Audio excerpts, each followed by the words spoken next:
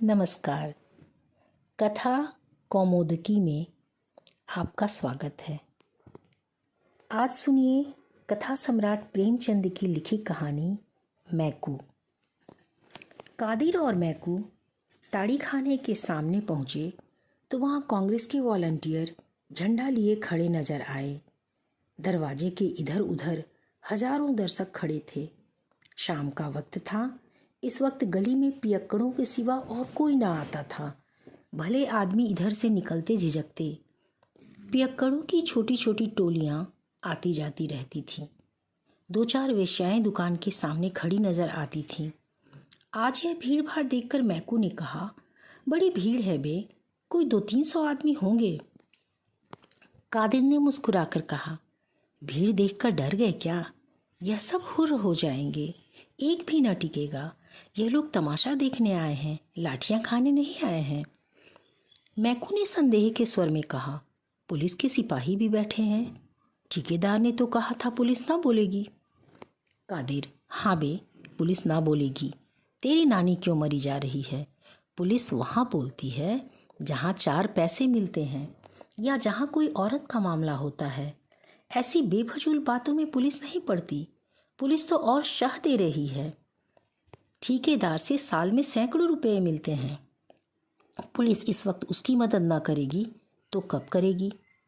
मैकू, चलो आज 10 हमारे भी सीधे हुए, मुफ्त में पिएंगे वह अलग।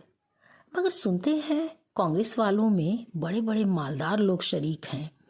वह कहीं हम लोगों से कसर निकालें तो बुरा होगा। कादिर, अबे कोई कसर वसर नहीं निकालेगा। तेरी जान क्यों निकल रही है? कांग्रेस वाले किसी पर हाथ नहीं उठाते, चाहे कोई उन्हें मार ही डाले। नहीं तो उस दिन जुलूस में 10-12 चौकीदारों की मजाल थी कि 10,000 आदमियों को पीट कर रख देते। 4 तो वहाँ ठंडे हो गए थे, मगर एक ने हाथ नहीं उठाया। इनके जो महात्मा हैं वह बड़े भारी फकीर हैं। उनका हुक्म है कि चुपके से मार खा लो, लड़ाई मत करो। यूँ बातें करते करते दोनों ताड़ी खाने के द्वार पर पहुंच गए।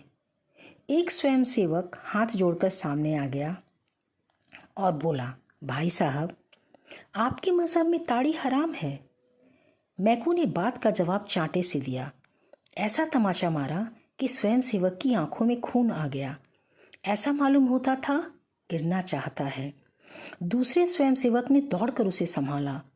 5 उंगलियों का रक्तमय प्रतिबिंब झलक रहा था, मगर वॉलंटियर तमाचा खाकर भी अपने स्थान पर खड़ा रहा। मैकू ने कहा, अब हटता है कि और लेगा? स्वयंसेवक ने नम्रता से कहा, अगर आपकी यही इच्छा है तो सिर सामने किए हुए हूँ, जितना चाहिए मार लीजिए, मगर अंदर ना जाइए। यह कहता हुआ वह मैकू के सामने बैठ गया। मैकू ने स्वयंसेवक के चेहरे पर निगाह डाली। उसकी 5 उंगलियों के निशान झलक रहे थे। मैकू ने इसके पहले अपनी लाठी से टूटे हुए कितने ही सिर देखे थे, पर आज किसी ग्लानि उसे कभी न हुई थी।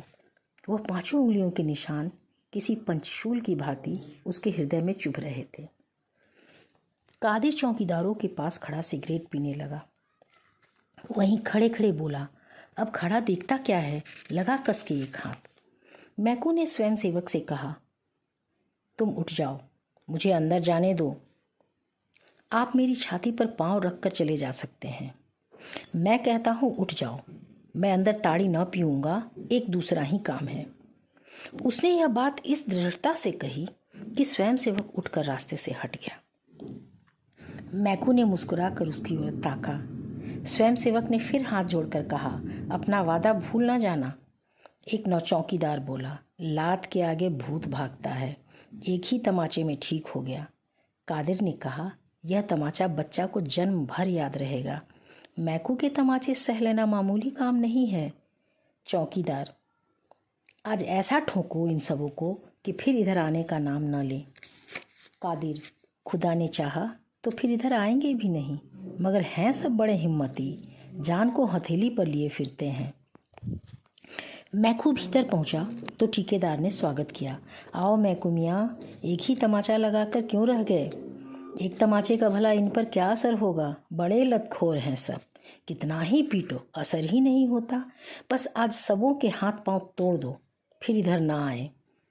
मैकू, तो क्या और ना आएंगे? ठेकेदार, फिर आते सबों की नानी मरेगी। मैकू, और जो कहीं इन तमाशा देखने वालों ने मेरे ऊपर डंडे चलाए तो? ठेकेदार, तो पुलिस उनको मार भगाएगी। एक झड़प में मैदान साफ हो जाएगा। लो, जब तक एक आध बोतल पी लो, मैं तो आज मुफ्त की पिला रहा हूँ। मैकू, क्या इन ग्राहकों को भी मुफ्त? ठेकेदार, क्या करता, कोई आता ही ना था। सुना कि मुफ्त मिलेगी तो सब धंस पड़े। मैकू, मैं तो आज ना पीऊँगा। ठेकेदार, क्यों? तुम्हारे लिए तो आज ताज़ी ताड़ी मंगवाई है। मैकू, यूं ही, आज पीने की इच्छा नहीं। लाओ कोई लकड़ी निकालो, हाथ से मारते नहीं बनता। ठेकेदार ने लपक कर एक मोटा सोंटा मैकू के हाथ में दे दिया और डंडेबाजी का तमाशा देखने के लिए द्वार पर खड़ा हो गया। मैकू ने एक क्षण डंडे को तौला, तब उछलकर ठेकेदार को ऐसा डंडा रसीद किया कि वहीं दोहरा होकर द्वार में गिर पड़ा। इसके बाद मैकू ने पियक्कड़ों की ओर रुख किया और लगा डंडों की वर्षा करने। न आगे देखता था न पीछे, बस डंडे चलाया जा रहा था। ताड़ीबाजों के नशे हिरन हुए, घबरा घबरा कर भागने लगे, पर किवाड़ों के बीच में ठेकेदार की देह बिंधी पड़ी थी। इधर से फिर भीतर की ओर लपके। मैकू ने फिर डंडों से आवाहन किया। आखिर सब ठेकेदार की देह को रौंद रौंद कर भागे। किसी का हाथ टूटा, किसी का सिर फूटा, किसी की कमर टूटी। ऐसी भगदड़ मची कि 1 मिनट के अंदर ताड़ी खाने में एक चिड़िए का पूत न हर गया। एकाएक मटकों के टूटने की आवाज़ आई। स्वयं सेवक ने भीतर झांक कर देखा तो मैकू मटकों को विध्वंस करने में जुटा हुआ था। बोला, भाई साहब, अजी साहब, यह आप गजब कर रहे हैं। इससे तो कहीं अच्छा कि आपने हमारे ही ऊपर अपना गुस्सा उतारा होता। मैकू ने 2-3 हाथ चलाकर बाकी बची हुई बोतलों और मटकों का सफाया कर दिया और तब चलते चलते ठेकेदार को एक लात जमाकर बाहर निकल आया। कादिर ने उसको रोककर पूछा, तू पागल तो नहीं हो गया है बे? क्या करने आया था और क्या कर रहा है? मैकू ने लाल लाल आंखों से उसकी ओर देखकर कहा, हाँ, अल्लाह का शुक्र है कि मैं जो करने आया था वह न करके कुछ और ही कर बैठा। तुम में कुव्वत हो तो वॉलंटियरों को मारो, मुझ में कुव्वत नहीं है। मैंने तो जो एक थप्पड़ लगाया उसका रंज अभी तक है और हमेशा रहेगा। तमाचे के निशान मेरे कलेजे पर बन गए हैं। जो लोग दूसरों को गुनाह से बचाने के लिए अपनी जान देने को खड़े हैं, उन पर वही हाथ उठाएगा जो पाजी है, कमीना है, नामर्द है, मैकू फिजादी है, लठायत गुंडा है, पर कमीना और नामर्द नहीं है। कह दो पुलिस वालों से, चाहें तो मुझे गिरफ्तार कर लें। कई ताड़ीबाज खड़े सिर सहलाते हुए उसकी ओर सहमी हुई आंखों से ताक रहे थे। कुछ बोलने की हिम्मत ना पड़ती थी। मैकू ने उनकी ओर देखकर कहा, मैं फिर आऊँगा। अगर तुम में से किसी को यहाँ देखा तो खून पी जाऊँगा। जेल और फांसी से नहीं डरता। तुम्हारी भलमनसी इसी में है कि अब भूल कर भीतर ना आना। यह कांग्रेस वाले तुम्हारे दुश्मन नहीं हैं। तुम्हारे और तुम्हारे बाल बच्चों की भलाई के लिए तुम्हें पीने से रोकते हैं। इन पैसों से अपने बाल बच्चों की परवरिश करो, घी दूध खाओ। घर में तो फाके हो रहे हैं। घर वाली तुम्हारे नाम को रो रही है और तुम यहाँ बैठे पी रहे हो। लानत है इस नशेबाजी पर। मैकू ने वहीं डंडा फेंक दिया और कदम बढ़ाता हुआ घर चला। इस वक्त तक हजारों आदमियों का हुजूम हो गया था। सभी श्रद्धा, प्रेम और गर्व की आंखों से मैकू को देख रहे थे। आप सुन रहे थे कथा सम्राट प्रेमचंद की लिखी कहानी मैकू।